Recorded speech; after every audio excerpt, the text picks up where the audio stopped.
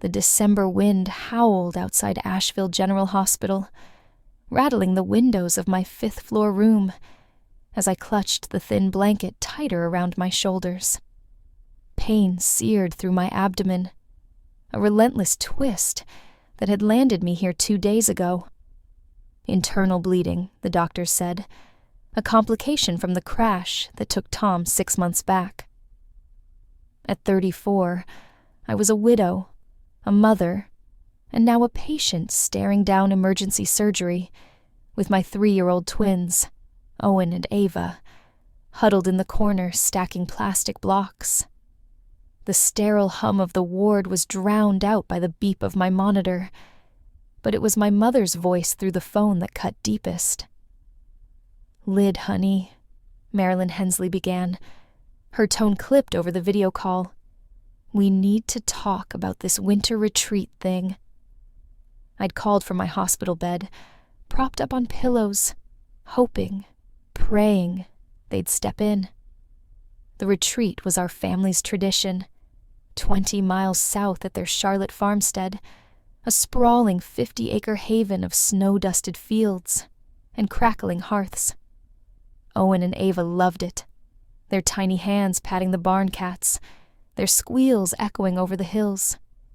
"I need help," I rasped, wincing as a fresh stab hit. "Surgery's tomorrow. Can you take the twins to the farm? Just for a few days?" A pause stretched, long enough to chill the air, more than Asheville's 30-degree bite. Marilyn sighed, glancing off screen, probably at Philip, my father, who'd be nodding in that stoic way of his. "Don't you dare ask us to cancel our plans again," she snapped, her voice bouncing off the hospital walls. "We've had these James Taylor tickets for months. Front row, Lyd. It's our Christmas treat with Becca." My breath caught, the monitor's beep quickening. Becca, Rebecca, my 30-year-old sister, the golden child who'd never known a no from them. "Just the twins," I pressed, voice trembling. "They're 3. They need you." Another pause, then Philip's gruff tone cut in. "You're a real nuisance lately, Lydia. We're retired, 65 and 62, not babysitters. We deserve this after all we've been through." The screen blurred as tears stung my eyes, Marilyn's face a mask of indifference. "Becca's coming with us," she added, as if that settled it. "She's earned a break, too." I stared, the phone shaking in my hand. Earned it. I'd sent them $2,500 every month for 3 years, $90,000 total. Since their early retirement turned lavish, propping up their mortgage on that Charlotte farmstead while I scraped by on a graphic designer's wage after Tom's death. Owen giggled, stacking a red block on Ava's tower, oblivious to the knife twisting deeper than my pain. "They're your grandkids," I whispered. "I might not make it through this." Marilyn's eyes flickered, but her jaw set. "Call a nanny, Lyd. We're not dropping everything." The call ended, the screen blackening as Claire Daniels, my nurse, slipped in to check my IV. Her warm, brown eyes softened at my tears. "You okay?" she asked, glancing at the twins. I shook my head, the weight crashing down. At 34, bleeding internally, I was alone, and my parents chose a concert over their only grandchildren. "No," I choked out, the farmstead's hearth a distant mirage. Claire squeezed my arm. "Let me help. I know someone." As Owen and Ava played on, I felt it. The first crack in a lifelong tether, sharp and cold as Asheville's wind, but strangely liberating. The hospital room's fluorescent lights buzzed overhead as I lay back, the IV dripping cold into my vein. Each pulse a reminder of the surgery looming tomorrow. Asheville's wind rattled the window, but it was Marilyn's words, sharp as the 30-degree chill outside, that echoed louder. "We're not dropping everything." At 34, I'd heard them before, felt their sting, but never like this, with Owen and Ava's block tower teetering in the corner, and my life teetering on the edge. The pain in my gut was brutal, but the ache in my chest, decades deep, cut worse, unearthing memories I'd buried under duty and dollars. It started early, didn't it? I was 10, perched on the farmstead's porch 20 miles south in Charlotte, North Carolina, sketching the Blue Ridge Hills with Crayola stubs while snow dusted the fields. Marilyn breezed by, her perfume sharp, and glanced at my drawing. "Cute lid," she'd said, distracted, but Becca's singing carols inside, such a voice. I'd smiled, tight-lipped, and tucked my sketchbook away.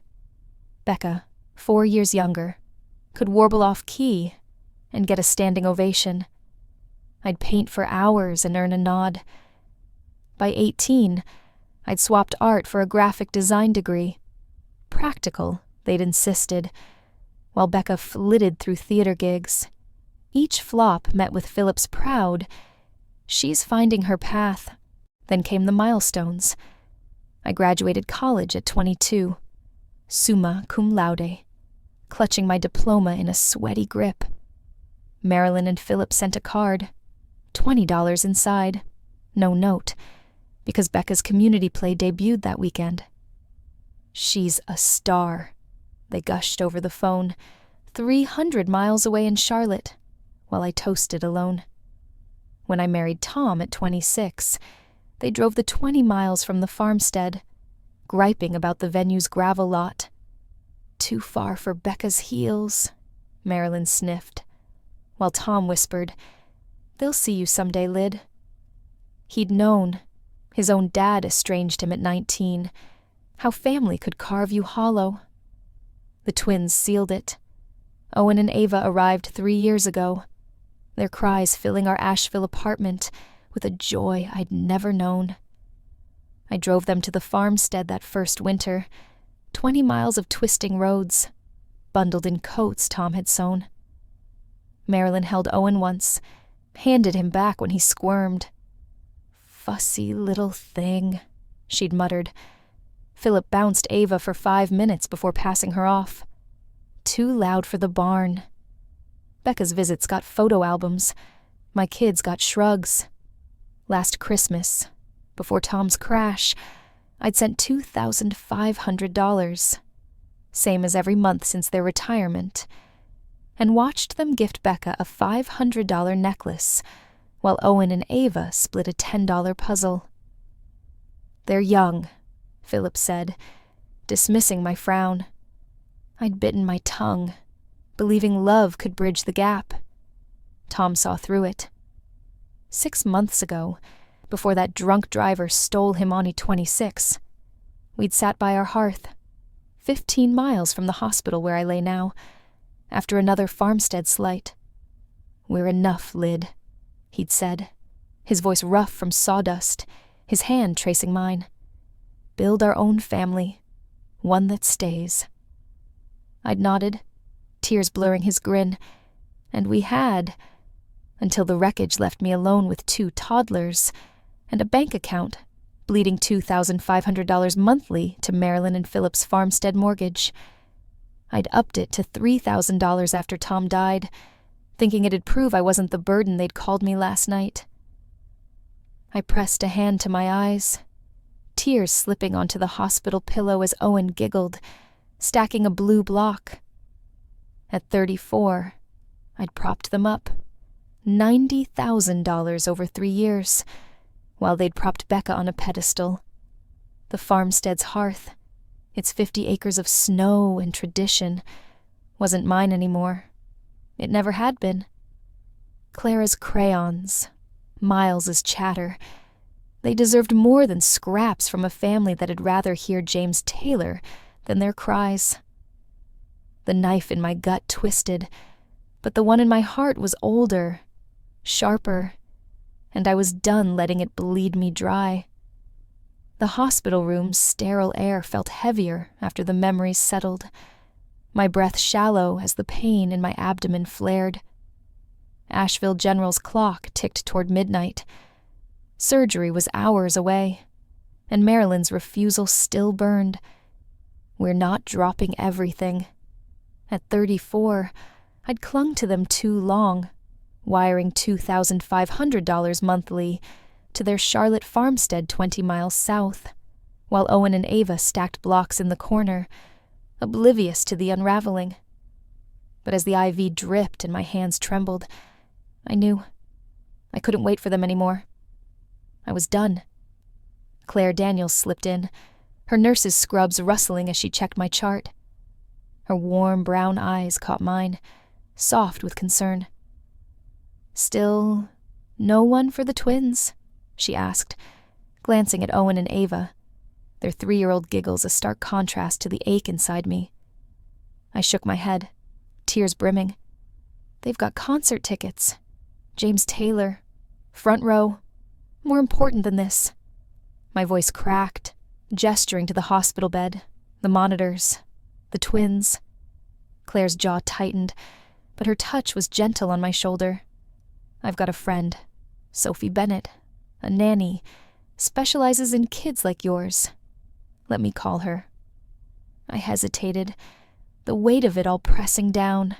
Tom gone 6 months, $90,000 funneled to Marilyn and Philip over 3 years, and now this surgery that might leave Owen and Ava orphans. But their faces, Owen's freckled grin, Ava's curious hazel eyes like Tom's, pulled me back. "Yes," I whispered. "Please." Claire nodded, stepping out, and I turned to the twins, forcing a smile. "Hey, you two, want to play with someone fun tomorrow?" Ava clapped. "Fun lady?" Owen nodded, stacking a red block. "Yeah, Mommy." Their trust steadied me, a lifeline in the storm. By dawn, Sophie arrived, a whirlwind of calm in a knit sweater, her auburn hair tied back, her voice soft but sure. "Hey, Lyd," she said, kneeling to Owen and Ava's level as they eyed her from their blanket nest. "I'm Sophie. I love blocks and stories. Want to build something big?" Owen giggled, handing her a blue block, and Ava toddled over, clutching her stuffed bunny. I watched, propped up in bed, as Sophie's warmth wrapped around them like the farmstead never had. "Thank you," I rasped, the pain spiking. She met my gaze, steady. "Claire told me everything. We've got this." Before they wheeled me out, I grabbed my phone, hands shaking as the anesthesia loomed. 2 messages. One to my bank, canceling the $2,500 auto transfer to Marilyn and Philip's account. The farmstead's mortgage no longer my burden. The second, to them, "I'm done. No more money. My kids deserve better than your afterthoughts. Don't call." I hit send, the screen blurring as Sophie scooped Owen and Ava into a hug, their laughter slicing through my fear. "See you soon, Mommy," Ava chirped, and I clung to that promise. The gurney rolled, the ceiling lights flashing overhead, but a strange calm settled in. At 34, I'd cut the cord. Not just the cash, but the guilt, the hope they'd ever see me, see us. The farmstead's 50 acres could fade into the Blue Ridge haze. I didn't need its hearth when Sophie's kindness lit a new one here. Owen and Ava weren't burdens. They were my world, and as the anesthesia pulled me under, I felt it. Freedom, fragile but fierce, blooming in the wreckage of their indifference. I'd survive this. For them. For me. And we'd never look back. The hospital lights dimmed as I drifted out of surgery, the haze of anesthesia lifting to reveal Claire's gentle smile. "You made it, Lyd," she said, her voice a lifeline in Asheville General's sterile quiet. At 34, I'd survived, internal bleeding patched, a fragile victory after 6 months of widowhood, but the relief was short-lived. My phone, resting on the bedside table, blinked with notifications. 15 missed calls, a dozen texts, all from Marilyn and Philip. Sophie Bennett had Owen and Ava safe at my apartment 5 miles away, but the storm brewing 20 miles south at the Charlotte farmstead was already crashing in. I opened the first text from Marilyn, sent an hour after my surgery ended. Lyd, what's this about canceling the transfer? The bank called, our mortgage bounced. Call us now. Phillips followed, curt and cold. You're putting us in a hole, Lydia. Fix this. My incision throbbed as I scrolled, each message sharper than the last. Marilyn again. We've depended on that $2,500. How dare you pull this stunt? No. Are you okay? No, how's surgery? Just money. Their lifeline. My leash. Severed with 2 taps before the gurney rolled. By day, 2 post-op. The calls turned to voicemails. Marilyn's voice a shrill echo through the speaker. Lydia, this is ridiculous. You're punishing us over one little concert. We're your parents. 65 and 62, not made of cash. Pick up. Philip's growl came next. You're a burden. Always have been. Now you're ruining our retirement. Answer, damn it. I stared at the ceiling, the farmstead's 50 acres flashing in my mind. Its red barn, the hearth where Becca reigned, the fields I'd bankrolled while Owen and Ava got shrugs.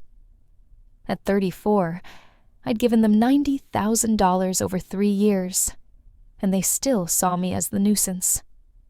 Becca, texted late that night, her tone softer but edged with confusion. Lyd, Mom's freaking out about money. What's going on? They said you're mad about the retreat, but you're fine, right? I hesitated, fingers hovering over the screen. Becca, 30 and oblivious, had been their star. Her missed cues forgiven while my every step judged. Had they lied to her too? I typed back, groggy but firm. Emergency surgery. They chose James Taylor over the twins. I'm done. Her reply was instant. Wait, what? They said it was routine. Lyd, I didn't know. Doubt lingered, but her shock felt real. The hammer fell on day 4. A thick envelope slid under my hospital door. Charlotte postmark glaring. Inside, a typed letter from Marilyn and Philip demanded $50,000 for years of emotional and financial sacrifice. School lunches at 10 cents a day, gas for farm trips at $2 a gallon, even stress from my constant crises. A handwritten note scrawled at the bottom, Lydia, we're exploring grandparents' rights for Owen and Ava. You can't keep them from us. This isn't over. My hands shook, the incision burning as I crumpled it. 50,000. Rights to my 3-year-olds? It wasn't love. It was leverage. A desperate grab to yank me back into their orbit. I called Sophie, voice trembling as she answered from my apartment. They're threatening to sue for the twins, I said, tears spilling. Her calm cut through.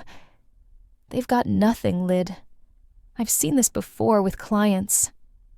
You're their mom. They're safe with me. Claire, overhearing as she adjusted my IV, nodded. They're bluffing, pure panic. I exhaled, the farmstead's fields fading to a bitter haze. At 34, I'd cut the cord. $2,500 a month. My guilt, their grip, and they hated me for it. The phone buzzed again. Marilyn, we'll lose everything, Lydia. Fix this or else. I silenced it, the snow outside Asheville thickening. They'd pushed too far, and I'd push back harder. This wasn't just survival. It was war. The hospital room's dim glow felt oppressive by day 5 post-op. Asheville's snow piling against the window, as I traced the incision scar under my gown. At 34, I'd survived surgery, but the letter demanding $50,000 and grandparents' rights from Marilyn and Philip sat heavy on the tray table, a fresh wound. Claire had taken my vitals earlier, her quiet, "You're tougher than they know," lingering as I stared at my phone. 27 missed calls, their voicemails a chorus of blame. I'd cut the $2,500 monthly lifeline to their Charlotte farmstead, 20 miles south. But their desperation hinted at more. I needed proof. I propped myself up, wincing as the stitches pulled, and opened my banking app, Tom's old joint account, the one we'd set up when Owen and Ava were born. 5 years ago, when Philip's knee surgery drained their savings, I'd added them as users. Temporary, I'd told Tom, 10 miles from here in our Asheville apartment. He'd frowned, his sawdust-rough hands stilling on a wooden truck he'd carved. "Lid, they'll bleed you dry. Watch it." I'd laughed, too buried in diapers and grief after his crash to check. Now, with Sophie minding the twins at home, I logged in, my breath catching as the numbers loaded. The statements unspooled a betrayal deeper than I'd guessed. $200 in 2019 for farm supplies, though I'd hauled feed there myself. $500 in 2020 labeled groceries, when I'd stocked their pantry after Tom's funeral. $1,200 last spring. Maintenance, while I'd skipped rent to send their $2,500. My hands shook as I scrolled. $18,000 drained over 5 years. A slow bleed from our account into their 50-acre farmstead dream. Tom's labor, my sleepless nights designing logos, funneled to their Charlotte mortgage, while Owen and Ava got hand-me-downs and shrugs. The phone buzzed. Marilyn again. I answered, voice raw from disuse. What now? Her tone was sharp, frantic. "Lid, the bank's hounding us." The mortgage payment bounced again. "What did you do?" My laugh was brittle, the incision throbbing. "You mean my account? The one you've been looting for 18 grand? A pause stretched, thick as the snow outside. Then her scoff crackled through. "Don't exaggerate. It's family help. You've got your fancy design job. We figured you'd keep it up." 18,000, I repeated, slow and deliberate. "While I begged you to take the twins 20 miles to the farm, while I bled out here, you were cashing my checks for your concert tickets." She gasped, fake and shrill. "How dare you?" "No," I cut in, "how dare you?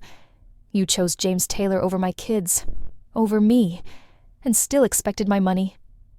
Philip's growl broke in. "You're ungrateful, Lydia. Always have been." I hung up, the beep of my heart monitor spiking as tears burned my eyes. I swiped to the banking app again, hands trembling but sure, and revoked their access. 5 years of trust locked with a click. The farmstead's red barn flashed in my mind, its hearth warm with Becca's laughter, not mine. At 34, I'd poured $18,000, plus $90,000 in monthly checks, into their 50 acres, thinking it tied us together. But it was a chain, not a bond, and I'd snapped it. Claire peeked in, her brow furrowing. "You okay?" I nodded, wiping my face. "Better now." The snow thickened outside, burying their hold on me. Owen and Ava deserve more than a family that bled me dry. I'd make sure they got it, starting with this cut. Clean and final. The snow fell thick and steady outside my Asheville apartment, blanketing the Blue Ridge foothills as January edged into its second week. At 34, I'd been home from the hospital for 5 days. The incision still a dull ache under my sweater, but Sophie Bennett's steady presence, her auburn hair a beacon as she read to Owen and Ava, kept me afloat. I'd cut the $2,500 monthly lifeline, to Marilyn and Philip's Charlotte farmstead, 20 miles south, and locked them out of the $18,000 they'd drained from Tom's account. The silence after days of their calls felt like victory, until the knock came, sharp and insistent, just past dusk. I shuffled to the door, my slippers scuffing the hardwood, and peered through the peephole. My stomach dropped. Marilyn and Philip stood there, snow dusting their coats, flanked by Becca and her quiet shadow, Margaret Meg. Marilyn clutched a green-wrapped box, her smile tight. Philip's arms were crossed, his gray eyes hard. Becca shifted, uncertain, while Meg hovered behind, her face apologetic. I opened the door a crack, the 25-degree chill seeping in. "What do you want?" I asked, voice steady despite the tremor in my hands. "Lydia, darling," Marilyn began, her tone syrupy enough to clog the air. "We brought a little winter gift for Owen and Ava. Thought we'd clear things up." Philip thrust the box forward, his jaw set. "Happy belated holidays," he grunted, as if it erased everything. Becca stepped up, her 30-year-old poise faltering. "Lyd, they're freaking out. Let's talk." I stared, the snow swirling beyond the porch, and saw it, not remorse, but a ploy. 20 miles from their farmstead to reel me back in. "Talk?" I said, my voice low, sharp. "About the 18 grand you stole from my account? The 50,000 you demanded while I was bleeding out? Or how you picked a concert over your grandkids?" Marilyn's gasp was theatrical, her hand fluttering to her chest. "That's not fair," she started, but I stepped forward, the door creaking wider. "No, what's not fair is you showing up with a cheap toy, thinking it fixes this.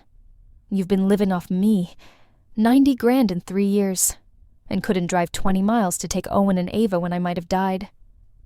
Philip's face darkened, his voice a growl. "You're selfish, Lydia. Always have been. We're facing foreclosure, 60 days to pay or lose the farm. And we're looking into rights for those twins."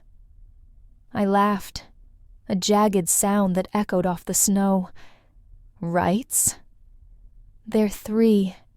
You barely know them. You think a judge'll care after you siphoned my money for your farmstead mortgage?" I pulled my phone from my pocket, brandishing it like a weapon. "Every text, every call, that insane letter. I've got it all. Push me, and I'll bury you." Becca's eyes widened, her voice soft. "Lyd, I didn't know it was that bad. They lied," I cut in, glaring at Marilyn. "To you, to everyone," Meg whispered. "Please, let's not."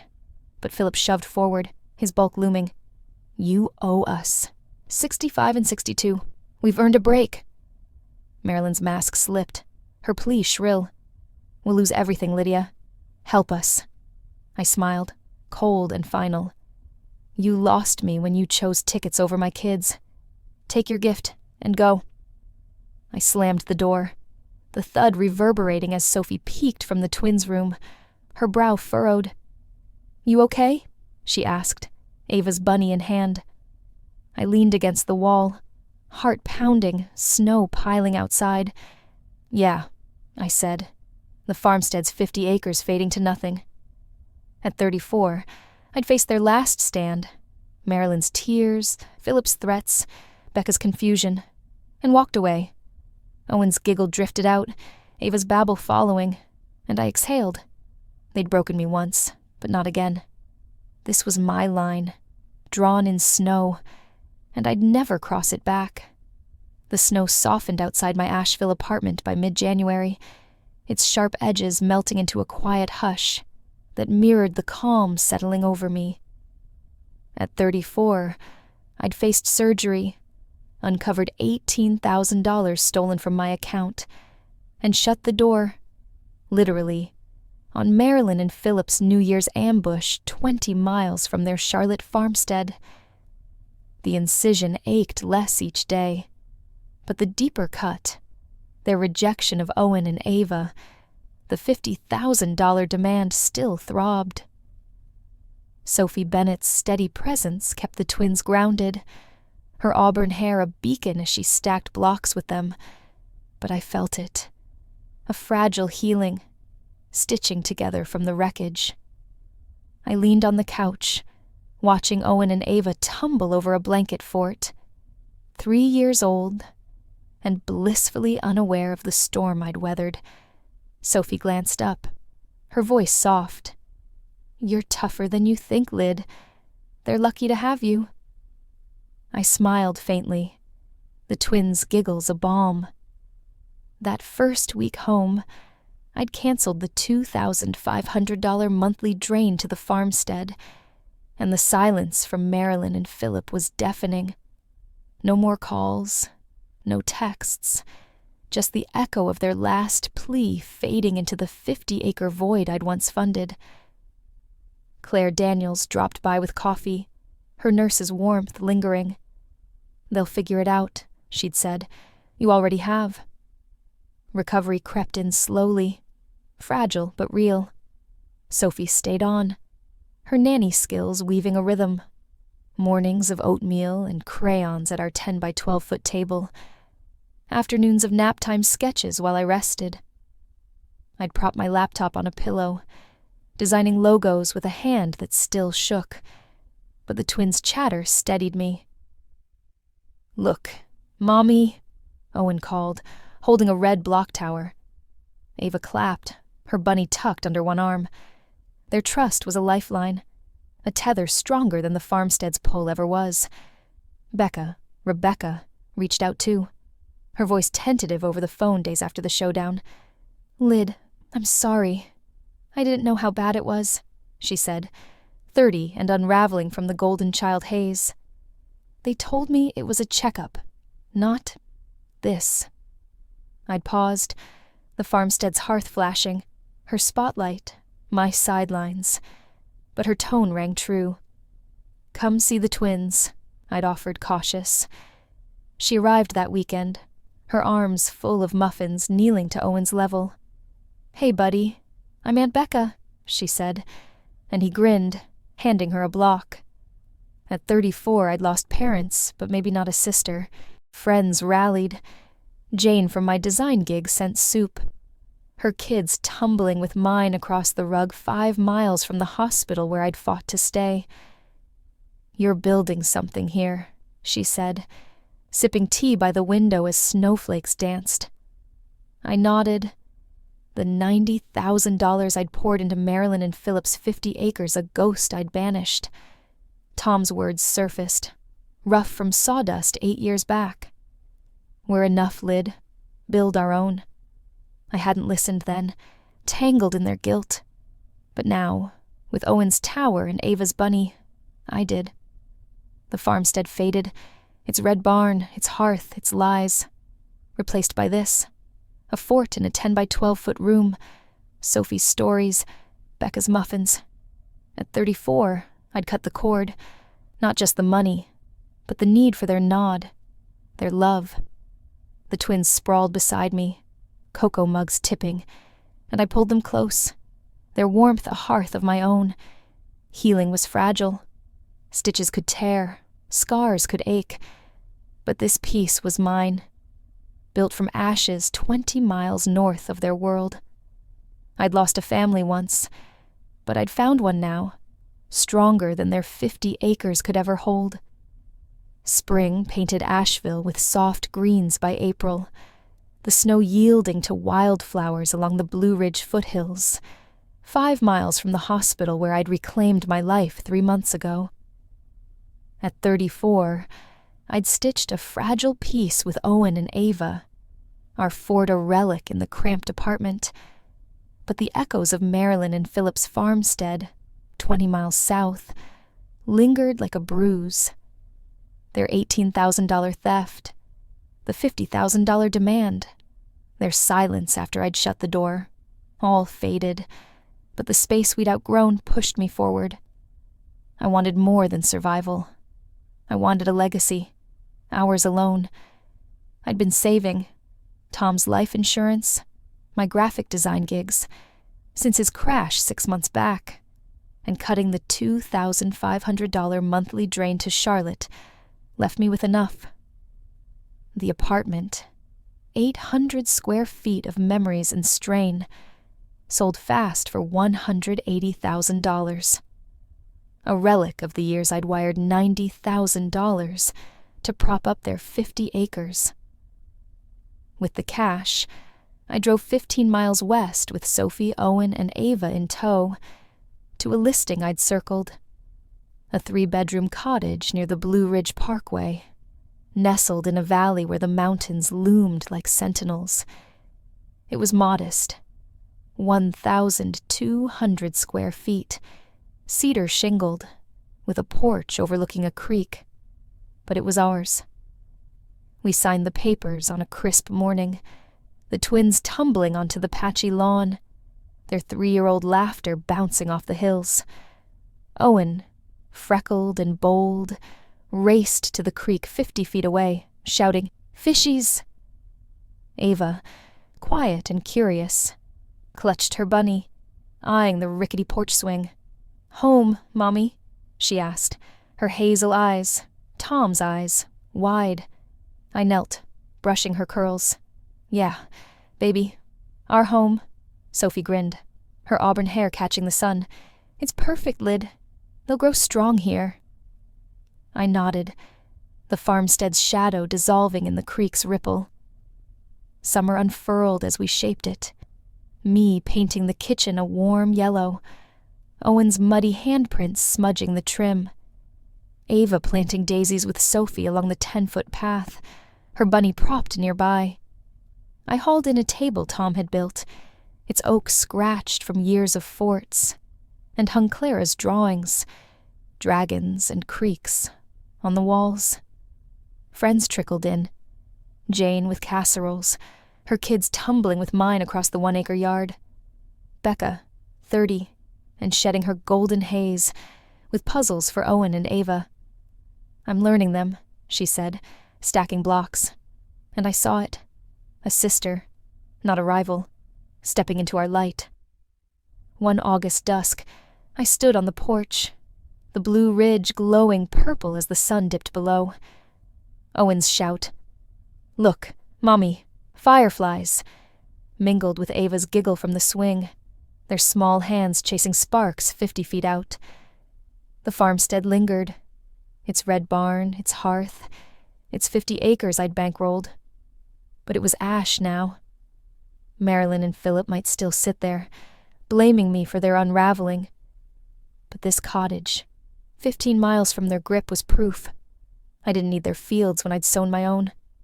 Tom's voice rasped through me, 8 years gone. Build our own, Lyd. We're enough. At 34, I'd done it, not just for me, but for Owen's fearless chase, Ava's quiet wonder. This wasn't their legacy of greed or guilt. It was mine, forged from love, unshackled from their chains. Sophie joined me, her shadow soft beside mine. "You've made something real here," she said. I smiled, the creek's murmur steady as my pulse. "Yeah, for them." The stars blinked on, framing the twins' dance, and I felt it. A life reclaimed, 20 miles from their world, a lifetime mine. They'd carry this. Owen's courage, Ava's grace, a home where worth wasn't begged for but built. Marilyn thought she'd taught me duty. Philip, silence. But I'd learned more. Family is forged, not owed. At 34, I'd chosen better, and that was a legacy. Small, fierce hours, stronger than their 50 acres could ever hold.